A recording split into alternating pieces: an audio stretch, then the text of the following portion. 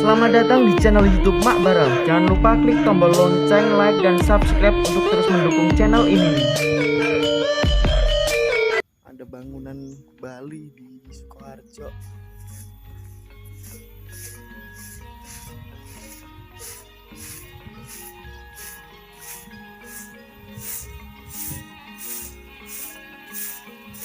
Kakak lagi nyapu ya kak. Ini kak jalan-jalan. Ini saya ngerekam-rekam nggak apa-apa kan kak? Boleh monggo. Iya. Dari mana tadi? Ini dari kelurahan. Ya. Ini kak bagus banget ya rumahnya. Kayak di Bali. Biasa aja rumah lama. Kalau mau lihat-lihat masuk nggak apa-apa. Oh iya iya Aku iya. lanjutin Iya. nyapu. Masuk aja. Kakak yang punya nih. Oke, saya. Iya iya iya iya. Lihat nggak apa-apa masuk lagi. Saya ngerekam di dalam nggak apa-apa kak? Boleh silakan. Oh iya. Ya udah. Makasih ya kak.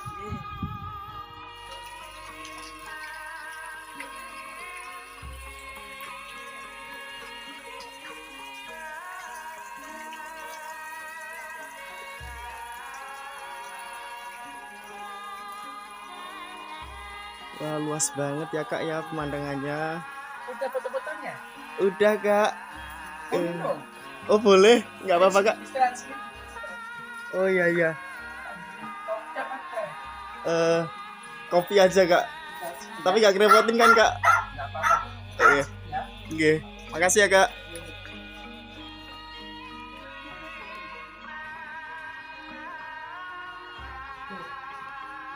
Kemana nih?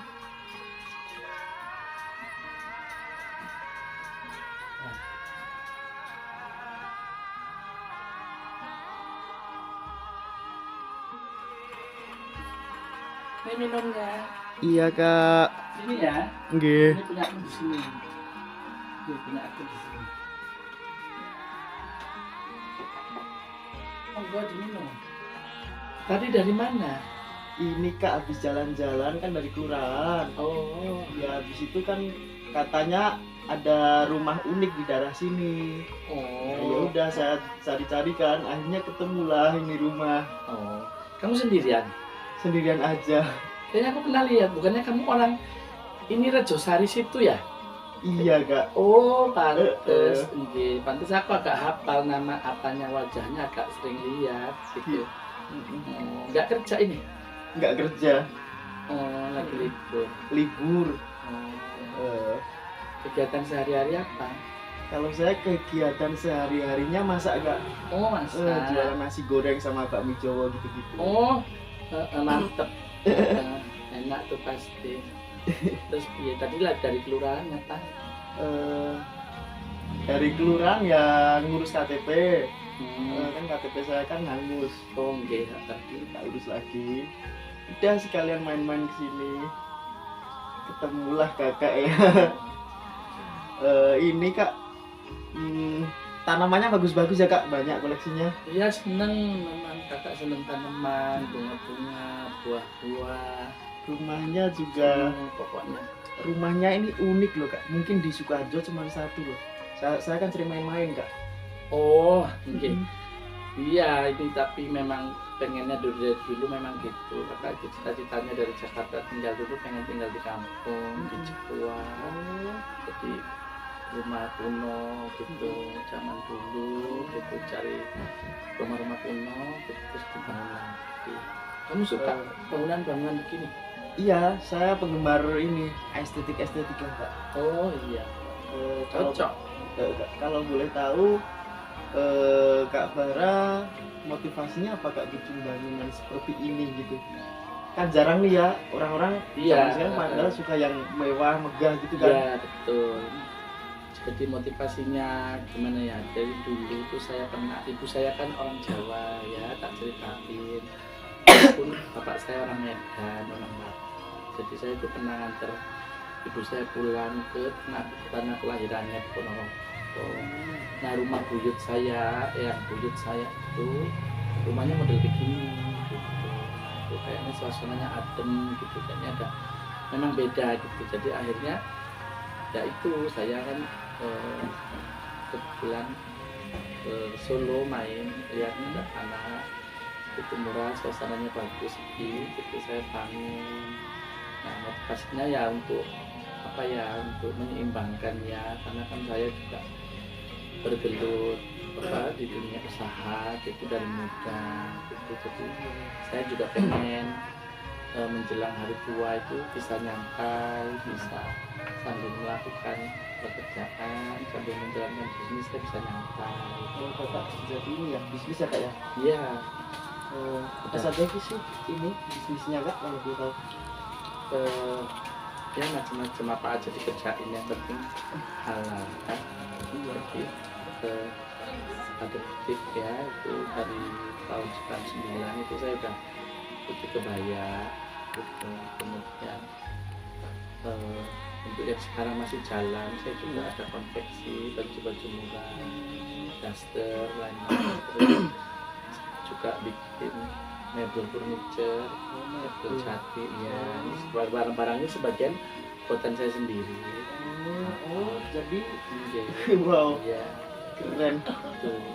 Ya, Jadi ini semuanya ini desainnya kakak ya? sebagian besar, sebagian kan beli lawasan. Kalau yang baru-baru pasti saya bikin sendiri. Nah, kalau yang udah lawasan ya itu memang udah dari sananya, itu zaman dulunya. Gitu. Pasti susah ya kak ya nyari orang yang bisa bikin ukir-ukiran seistimewa ini. Nggak susah sih, tapi kalau memang daerah Solo atau daerah lain mungkin susah. Tapi kalau di Jepara itu memang banyak ya, karena mayoritas perajin dari sana. Jadi saya waktu bikin ini juga saya datangkan tukang ukir dari Jepara. Gitu. Kak kalau saya lihat di sini tuh banyak ini ya patung-patung gitu, terus istilah nuansanya kejawen banget lah ya. Iya, itu gini. Ya memang saya seni, sukanya begitu memang. Barang-barang seni yang ukir-ukir, bordir-bordir, antik-antik, anggrek, apa gitu. Pokoknya saya senang yang seperti itu. Jadi karena itu patung-patung itu banyak apa ya namanya ya. Itu kan karya seni ya gitu. Jadi kalau di mata saya itu benar-benar kayak indah gitu loh. Indah ya kak. Ada furnitur, ada batik, ada kebaya, anggrek. Nah, yang membuat Kak Bara begitu menyukai budaya Jawa itu apa Kak? Sebenarnya saya suka semua budaya ya, gitu, suka semua gitu. Nah, kalau khusus untuk budaya Jawa, saya senangnya itu khusus untuk budaya Jawa saya senangnya itu di Jawa itu ada tepos liro. Mos Lino ya Kak? Tepos liro itu kayak kalau menurut saya penjabaran artinya itu kira-kira bisa merasakan orang lain. Nah, orang lain juga bisa merasakan kita, itu penjabarannya gitu. Jadi sentuhan-sentuhan itu yang saya sebenarnya nikmati gitu, karena masih ada di Solo ini masih banyak orang yang seperti itu. Masih Tepos liro gitu. Ya, jadi saya ke dalam diri saya itu rasanya nyaman. Oh iya iya. Gitu. Mungkin sih tepos liro itu kalau diterapkan ke semua orang Ya, kalau diterapkan ke damai, semua orang pasti kalau kita damai. damai, bener, bener sih Kak. tentrem gitu. Iya. Nah, saya nyarinya itu, nyari tentrem. Saya senangnya di situ. Kakak udah lama di sini Kak? Tinggal di Solo ini. 5 tahun berjalan, 5 tahun lebih lah ya, 5 tahun lah. Sejak 2017. Nah, 5 tahun. Ada suara gemercik air, udaranya segar, banyak tanaman-tanaman.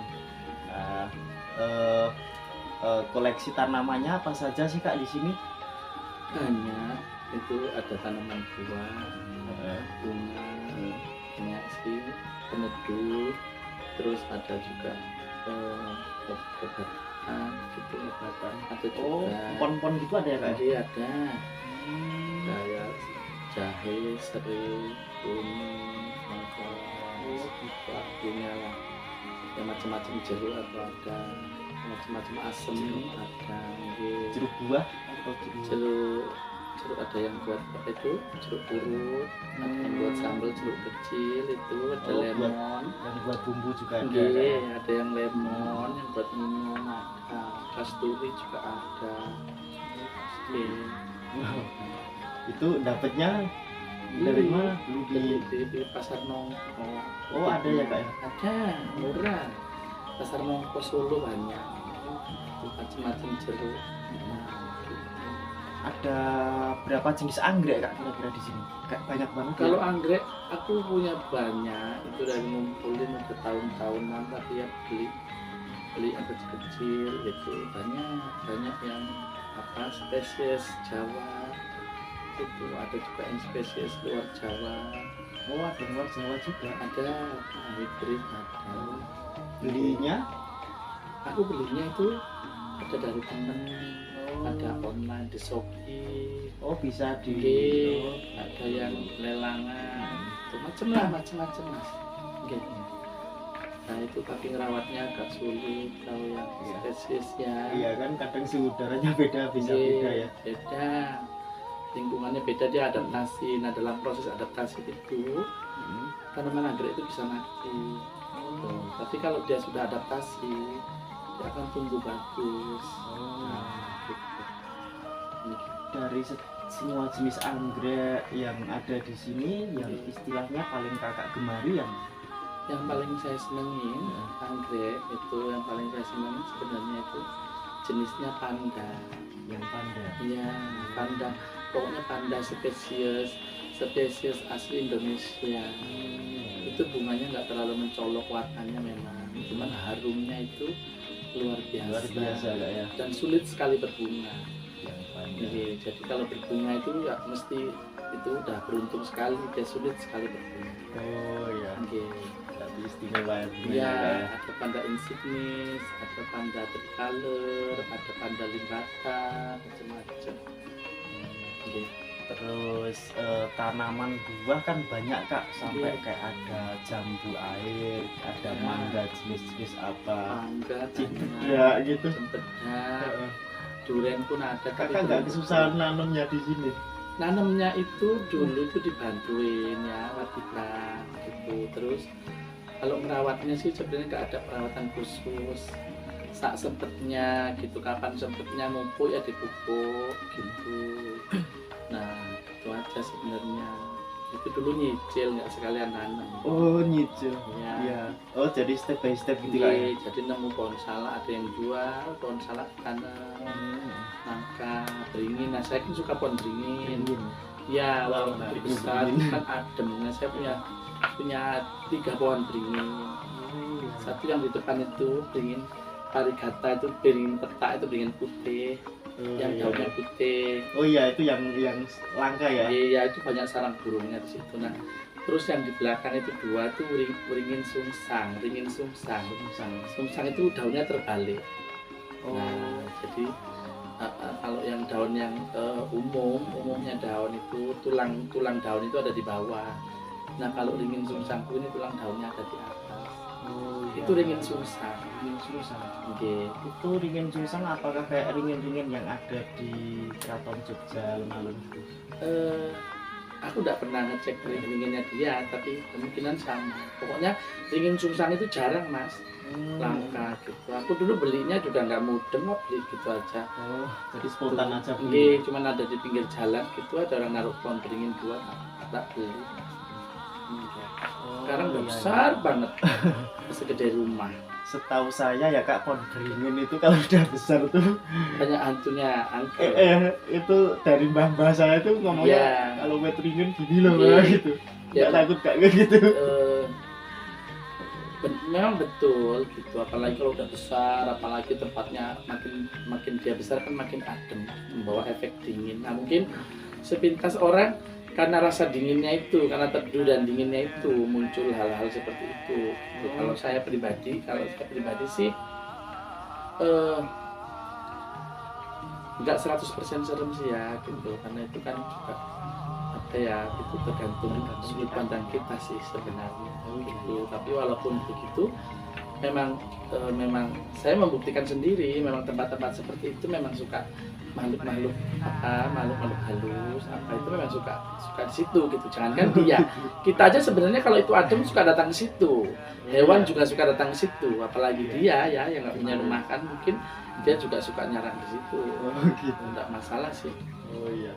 Saya kalau hantu mistis gitu saya itu nggak jadi bagian yang besar sekali dalam hidup saya. Udah biasa. Oh gitu. Iya, Jadi nggak terlalu shock sama gitu-gituan ya kan?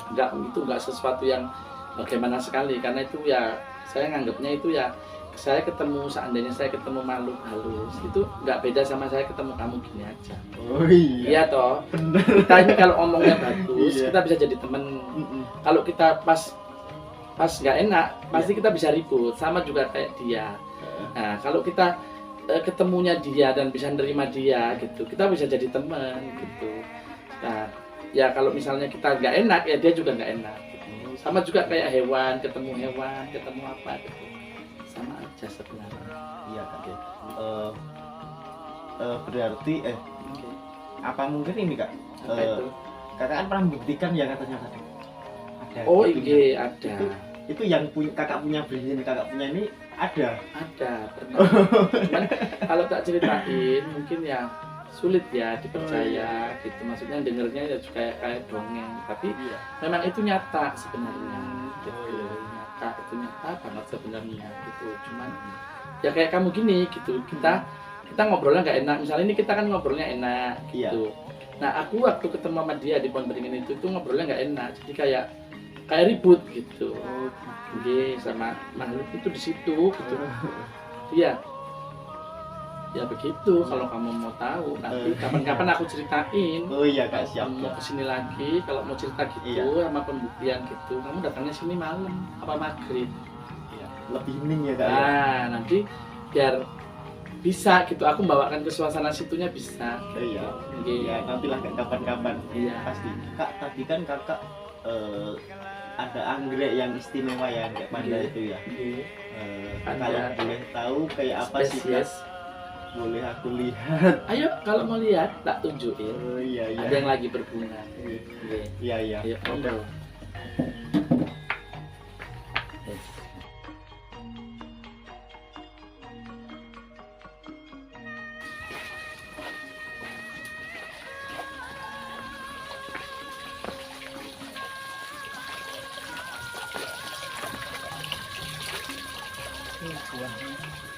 Itu buah apa kak? Buah kunto bimo ini. Oh, kunto bimo. Obat buat obat. Oh, iya.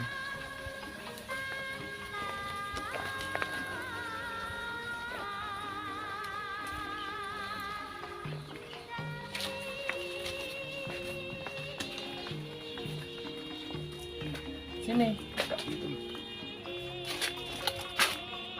Wow. Tunduk. Kula nuwun, Mbah. Ini mangga. Ini. Oh, ini anggrek Ini pandanya. pembibitan anggrek nih, batang-batangnya sedikit. Nah, itu panda yang lokal itu kayak gini nih sejenis ini. Nah ini wangi banget, ini udah mulai rontok. Kemarin ada yang bunga juga jenis lain. Nah ini ada satu lagi di sini. Nih, ini kemarin berbunga, ini buahnya nih. Nah ini nanti bisa dibikin bibit ini.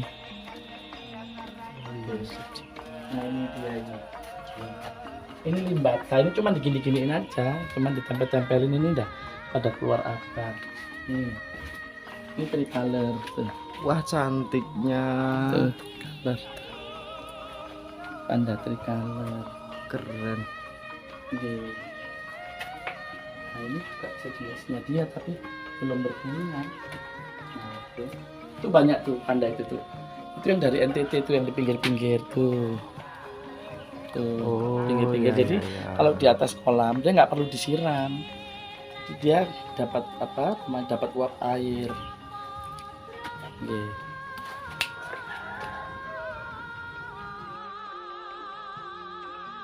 Kakak kayaknya tenang banget ya di sini dengan kesibukan kakak yang begitu banyak, bisnis gitu. Oke. Pasti kan orang bakal pusing banget ya. Pasti. Kakak bisa sesantai ini tuh. Ya, itu berproses gitu. berproses ya, gitu. Kita nggak bisa langsung mencapai ketenangan dengan sendirinya, pasti ada usaha.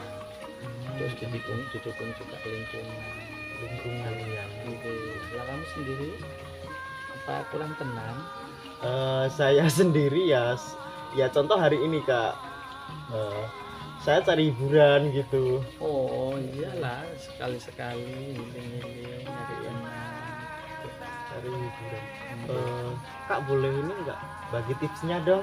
Soalnya kan mungkin banyak ya orang-orang yang stres berat dengan kerjaan, masalah hidup dan lain-lain itu, agar bisa merasa damai gitu Kak. Ya, seperti yang tak bilang tadi, sebenarnya itu berproses ya. Gitu. Seandainya kita pun tahu caranya, itu juga nggak bikin kita serta-merta langsung damai, langsung bisa menyeimbangkan kehidupan itu. Ya toh pasti perlu proses, dan perjuangan yang tidak mudah gitu. Nah sebenarnya banyak cara untuk membuat kita itu bisa menjalani kehidupan sehari-hari itu tetap tenang, tetap damai, tentrem, walaupun banyak masalah, walaupun banyak hambatan. Ya kadang usaha, kadang pekerjaan kan nggak selalu lancar. Iya. Gitu. Kadang kita juga berteman, berkeluarga, bertetangga, suami istri juga kan nggak selalu akur. Nggak selalu itu kadang-kadang kan bebannya. Gitu. Kalau tips dari saya sih sebenarnya ya itu tadi gitu. Kembali ke dalam diri kita, kembali ke jati diri kita, masuk ke dalam diri kita, masuk. Nggih. Jadi kalau kita bisa masuk ke dalam diri kita, gitu kan, kita tahu mengendalikan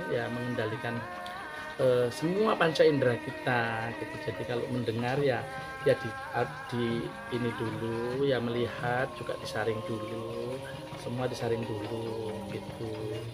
Jadi nggak respon itu nggak terlalu, misalnya kita dengar omongan begini, gitu kan, nggak langsung otomatis direspon gitu loh. Iya.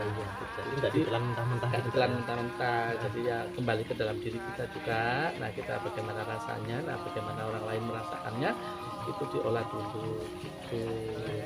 Ya, pokoknya kalau kita sudah kembali ke dalam diri kita, kita mengenal diri kita, gitu.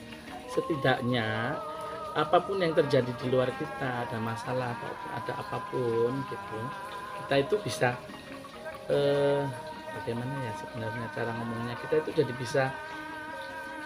bisa ya lebih kuat lah ya gitu, lebih kuat bisa meresponnya lebih bagus gitu.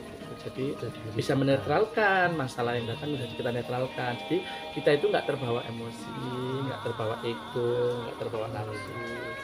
Sebenarnya masalah itu yang kita hadapi itu sebenarnya umum, semua orang juga ngalamin. Cuman itu menjadi besar itu karena respon kita. Jadi karena pola pikir diri sendiri gitu. Karena respon kita gitu. Iya. Misalnya orang giniin kita, misalnya kamu nih usaha, terus orang itu ibaratnya julitin kamu, fitnah kamu gitu. Nah, kalau sepanjang respon kamu tepat, respon kamu bagus, itu akan nggak jadi permasalahan. Nah, tapi kalau respon kamu ibaratnya kepancing, atau kamu malah marah, atau kamu malah bales, itu kan jadi berkepanjangan. Nah, gitu. Jadi masalah dan permasalahan itu kan beda. Masalah sehari-hari memang ada. Tapi apakah jadi permasalahan apa enggak, itu tergantung responnya kita, Gus.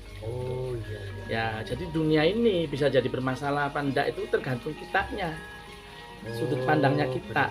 Nah, sudut pandangnya kita itu kan ya dikuasai oleh ego, dikuasai oleh pikiran, oleh nafsu. Nah, makanya Pak bilang itu kenapa kita harus kembali ke dalam diri kita supaya kita bisa mengendalikan itu. Mengendalikan sudut pandang, mengendalikan ego, mengendalikan nafsu dan lain-lain.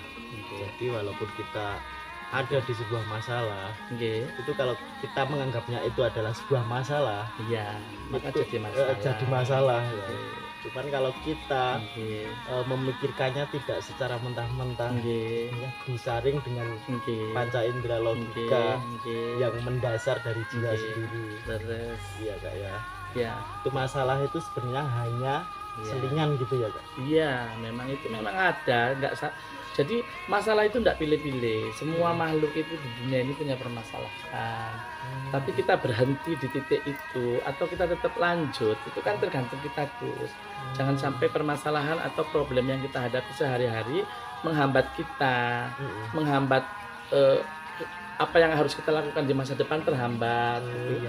Nah, itu kan tergantung kita tuh, Gus. Masalah itu tetap ada.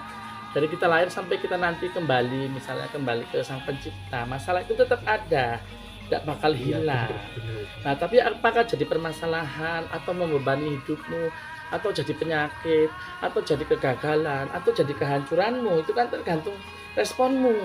Oh iya. Nah, itu. Jadi yang harus kita kendalikan adalah respon kita. Respon kita ya. Nah, itu.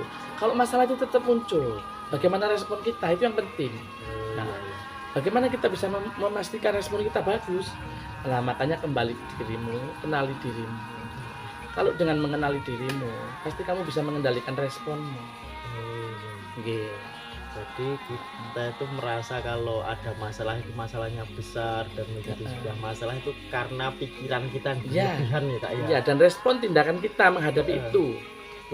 Itu. Jadi ya, siap.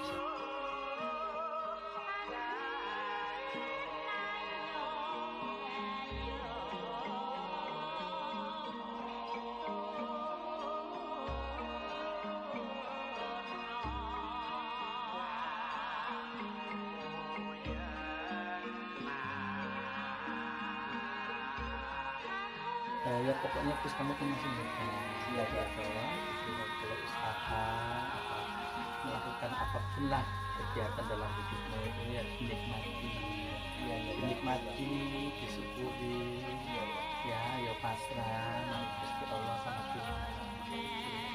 Belai kalau kita bisa menikmati, bisa pasrah, masalah apapun lewat. Tinggi, kelas, masalah apapun bisa lewat. Kak, terima kasih ya Kak wajangannya, nasihatnya hari ini.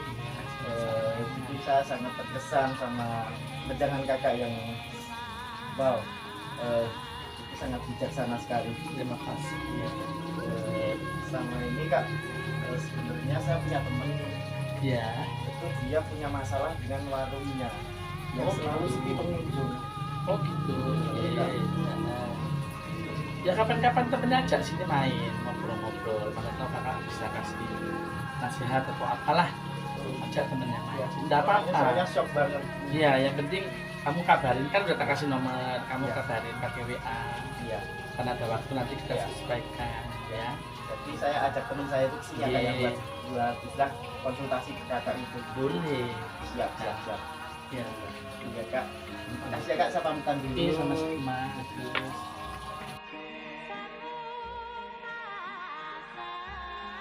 Seseorang yang arif dan bijaksana, menjunjung tinggi tepos liro, banyak ilmu dan nasihat dari Mak Bara yang tentunya membuat saya semakin ikhlas dan semangat dalam menjalani hidup ini. Di lain kesempatan, saya akan mengajak teman saya untuk berkunjung ke rumah Mak Bara untuk sekedar konsultasi.